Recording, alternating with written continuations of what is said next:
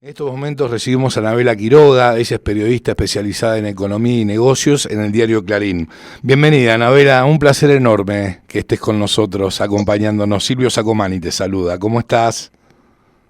¿Qué tal, Silvio? ¿Cómo están? ¿Cómo va Bien, todo por ahí? bien, muy bien, muchas gracias. ¿Y por allá cómo va todo? Y por acá hoy un poquito mejor porque hoy salió el sol después de no sé cuántos Sí, días ya tal que cual. llevábamos de Sí, lluvia. sí, sí, sí, sí, sí. Y ahora en la previa del paro, que bueno, que como va a haber paro de transporte parece que va a ser más contundente que la vez anterior. Sí, entiendo que sí, entiendo que sí.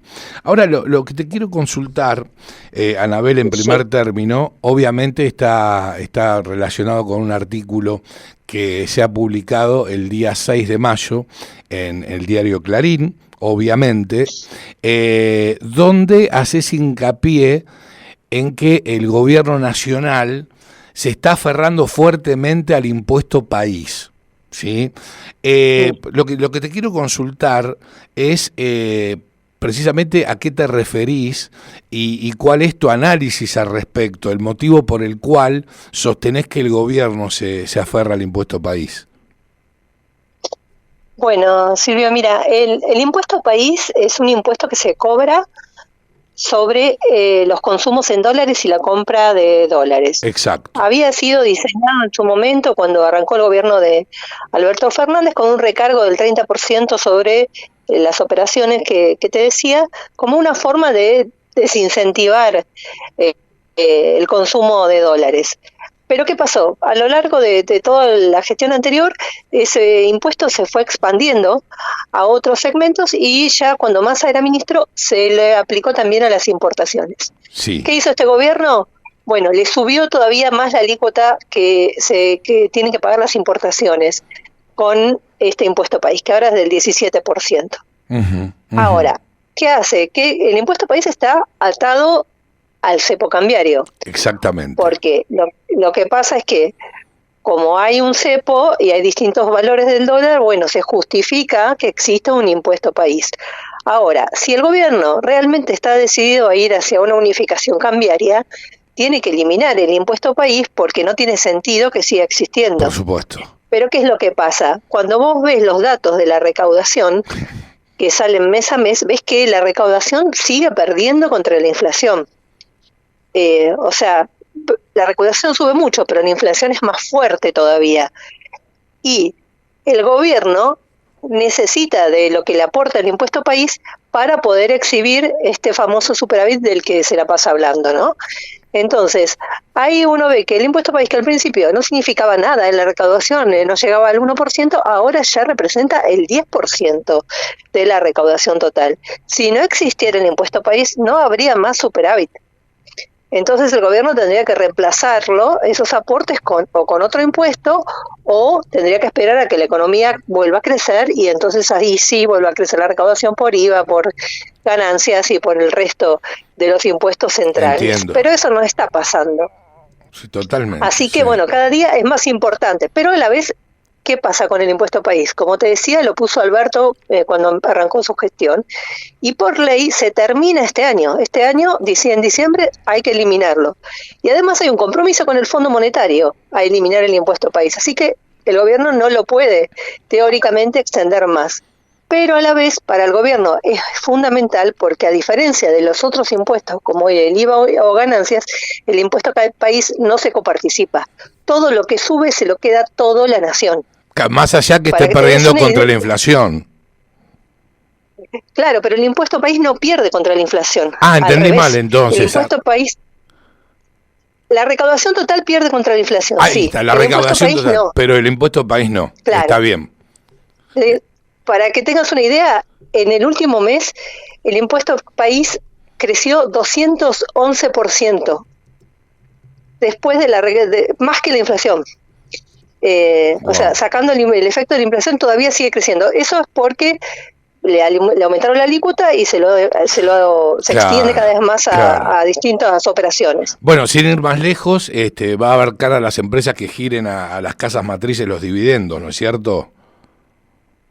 Claro, esa fue la novedad con la que nos desayunamos el lunes, que es que en el gobierno anterior estaba frenado el pago de dividendos a las casas matrices. Este gobierno ahora le va a permitir a las empresas que lo hagan a través de un bono que se llama Bopreal, que es el mismo bono que le da a los importadores para saldar la deuda que se viene arrastrando con los importadores desde años anteriores, y ahora dice, bueno, ok, le van a poder pagar a sus casas matrices con el Bopreal, pero también le voy a poner el impuesto país acá. Las estimaciones del mercado te dicen que hay 7.000 millones de dólares atrapados, digamos, en estos dividendos que no se pueden girar. Si se pagaran con el Bopreal, por el impacto que tiene el impuesto país sobre el bono, al gobierno le entrarían 1.000 millones de dólares solamente por esto. Claro, que es el 17.5%. ¿No? Claro, bien. Hay que ver si eso pasa, porque hay que ver si las empresas están dispuestas a suscribir el Bopreal o esperan alguna otra mejora, o bueno, o le buscan la vuelta por otro lado. Pero todo esto nos da la pauta de que el gobierno se aferra cada vez más a ese impuesto, porque es que una pieza clave para sostener el superávit. Claro. Bueno, por eso también los gobernadores están solicitando que el impuesto país sea coparticipable. Sí, que ahí nos enfrentamos a un enorme problema, porque ahora ya esa demanda cayó un poco, pero ¿cuál es el problema de eso? Que si lo coparticipan no lo sacan más. No van a coparticiparlo por unos meses, va a pasar como han pasado con otros impuestos, que se queda para siempre.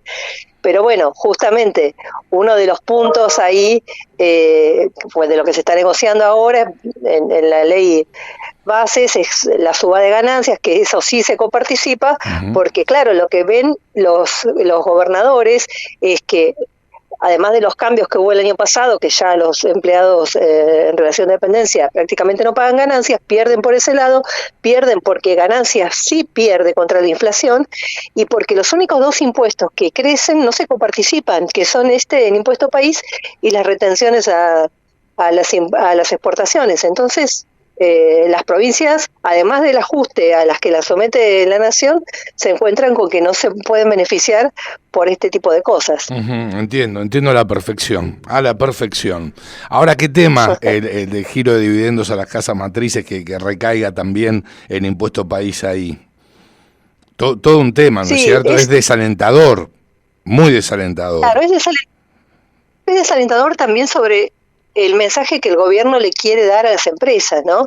El gobierno que viene con este discurso de Milei de atraer inversiones, justamente hace unos días estuvo en Estados Unidos diciendo otra vez que Argentina va a ser la Roma del nuevo siglo, sí. Pero bueno, para eso se necesitan inversiones, pero si te van poniendo, o sea, trabas para girar dividendos, bueno, eso le resta incentivos a las empresas para invertir, y por otro lado también se contradice con algunas de las cosas que está promoviendo a través de la ley bases, que justamente incluye un régimen para grandes inversiones, con muchas ventajas, pero para inversiones nuevas y grandes, ¿no? Exacto.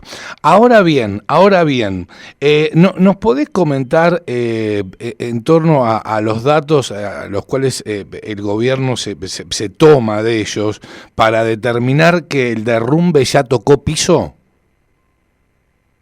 Sí, mira, a ver, cuando uno mira la actividad económica, tenés dos formas de mirarla. Una es comparando lo que pasó en este mes contra el año pasado. ¿Cuánto cayó contra el año pasado?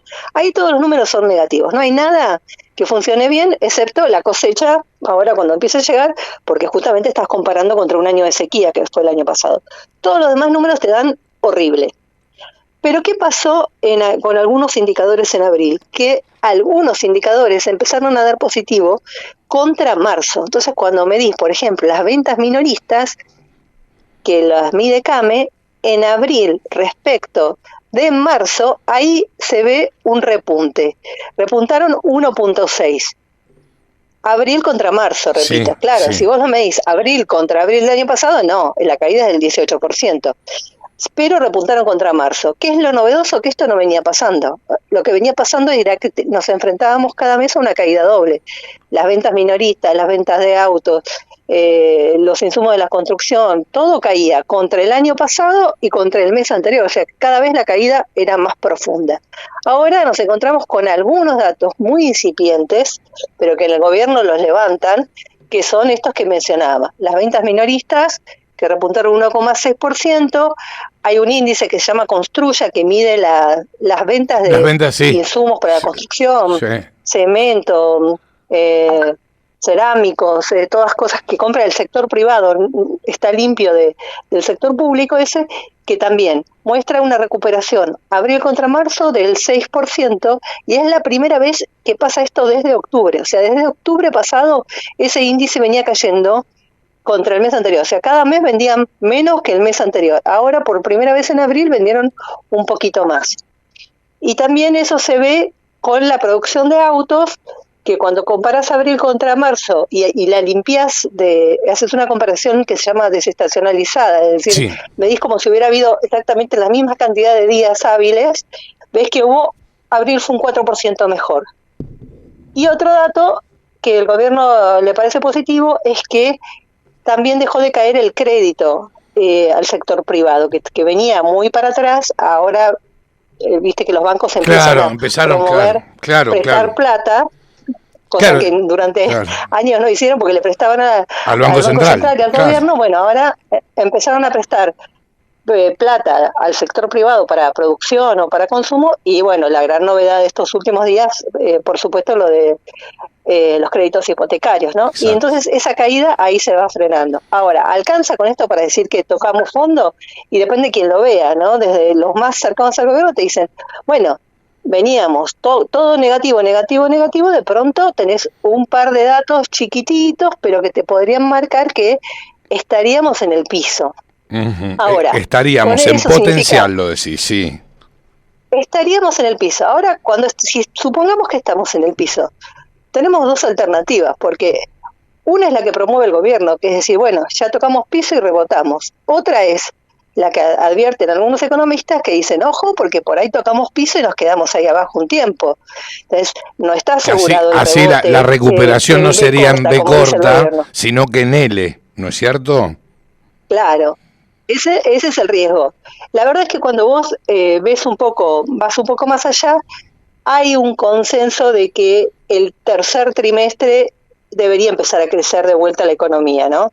De hecho, ayer salió el relevamiento de expectativas que hace el Banco Central, donde le pregunta a unas 40 consultoras qué expectativas tienen sobre una serie de indicadores, y ahí la mayoría dice, bueno, que sí, que en el tercer trimestre empezaría a crecer la economía levemente, pero de todos modos, a lo largo de todo este año 2024, vamos a terminar con una caída de la actividad promedio del 3,5%.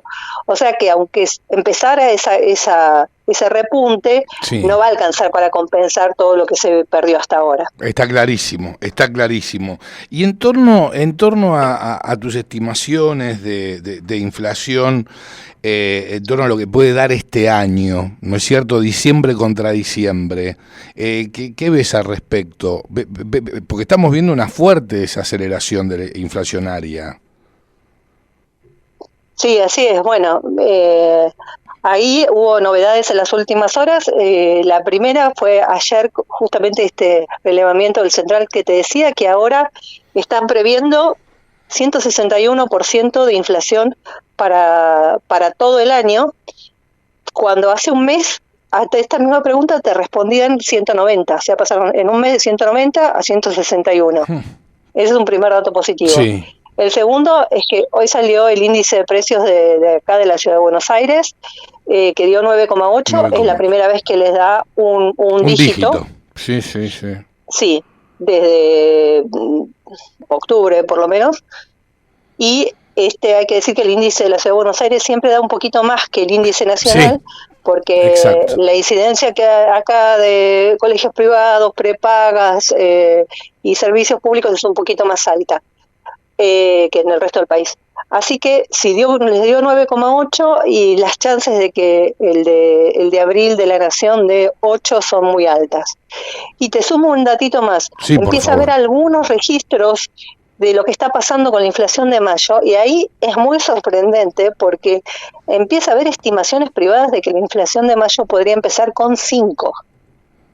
Lo que es una baja muy profunda, ¿no? Ahora, así que eso es muy preliminar. Sí. En parte va a estar influido también, está influido, te digo, por dos cosas. La primera es por alimentos, que es lo que más subía, lo que más se está frenando. Y la segunda, por prepagas, porque este cambio de las prepagas y esta decisión del gobierno y de la justicia de hacerlos volver atrás debería impactar en el índice de mayo y ayudaría a que fuera al 5%. Y todo esto dominado por la tremenda caída de la actividad. O sea, la inflación baja porque hay una recesión muy marcada, muy importante, ¿no? Sí, totalmente de acuerdo. Tenés además que la base monetaria está totalmente, yo te diría casi seca, ¿no es cierto?, de pesos. Sí, en eso el gobierno lo dice, el propio Milei lo dice abiertamente, ¿no? La intención de ellos es que no haya pesos, que nadie tenga un peso y que eso fuerce, por un lado, a cerrar las cuentas fiscales como el gobierno pretende, y por otro lado a llevar a la inflación a la baja. Ahí la gran duda, a partir de eso, supongamos que se da, que sí, que en mayo tenemos 5%, es bueno, ¿qué pasa después, no? ¿Hasta cuándo el gobierno puede sostener esto de que la inflación vaya a un ritmo y el dólar oficial solamente se mueva a 2%? Claro, pese a las quejas de Milei, cada vez hay más gente que empieza a hablar de atraso cambiario.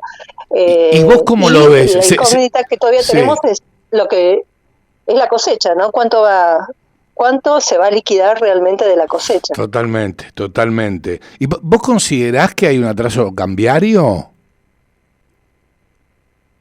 Yo creo que ahora me parece que hay menos, ¿no? Creo que la percepción que está dominando es que, si me preguntabas hace 2 meses te decía que sí, ahora decís, ahora por ahí no tanto, porque ves, por un lado, que la brecha con los dólares financieros se mantuvo baja, como está hasta ahora en un 20%, y porque cuando vos ves las operaciones del dólar futuro, el mercado cada vez le cree más a Caputo, el 2%. O sea, el mercado que hace 2 meses te decía, por ejemplo, que las operaciones de dólar futuro vos veías y te ponía el dólar a agosto en 1.200, ahora recién lo está viendo en 1.200 en diciembre. En enero. En diciembre, enero. Claro. Exacto. Claro. Entonces ahí le va creciendo. Pero ahí depende, ¿de qué va a depender? Bueno, de cuántos dólares ingresen por la cosecha.